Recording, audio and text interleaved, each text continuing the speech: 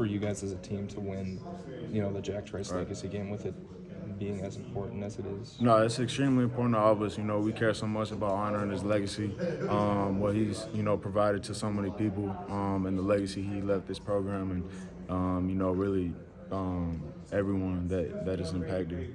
What's this win mean for you guys going forward now? I think it's a huge win, creating momentum, especially winning at home. It's a big win for winning in the Big 12 conference, which is huge. So we need to continue to roll off this success, fix the things that we need to work on, but keep rolling with it. The defense has been prone to giving up a couple big plays over the past couple of games. What's gone into that adjustment where there wasn't really any chunk plays that you guys gave up against TCU? I think we still had some big plays that we gave up for sure. So we need to clean up those fits, especially in the run game, which is something we need to work on urgently. So we're gonna get that fixed. What does that adjustment look like at halftime? Yeah, I think just knowing where your help is, knowing where your fit is, and then having people run to the ball when they're not in a direct fit to the ball. So I think it's a combination of all those things. How did you make it look so easy?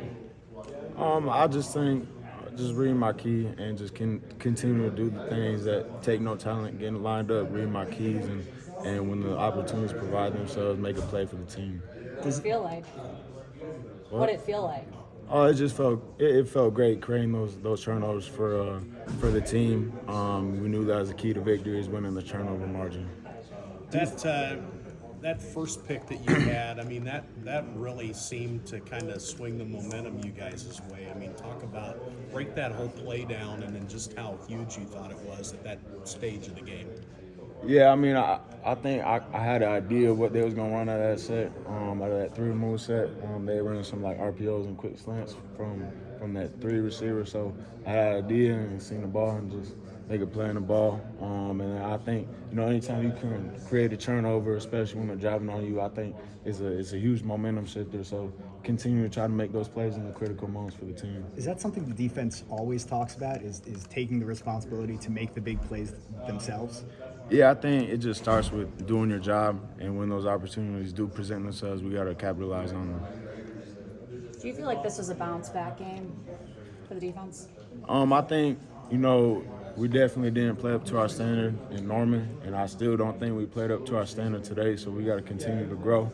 But I do think we grew in the turnover margin, like I said, creating those plays so our offense can get the ball back. Why do you feel like you aren't at your potential? Right, I think we're still giving up a lot of big plays, especially in the run game. We didn't live up to our standard of controlling the run game. Credit to them, but it's on us to get that fixed. Going down, losing by 30 in Norman, your coach is always talking about growth mindset, not necessarily results. What does he say to get you guys to buy into? It's not about the results, it's about the growth. I think everyone's bought in already, regardless of the result of a game. Obviously it's unacceptable to lose like that. So I think it does create a chip on your shoulder going into the next week. But I think regardless of a win or a loss, we continue to grow and improve upon the things we got to improve upon to be the best versions of ourselves. As a defensive player, you get to hear the crowd. How much did the crowd help you tonight?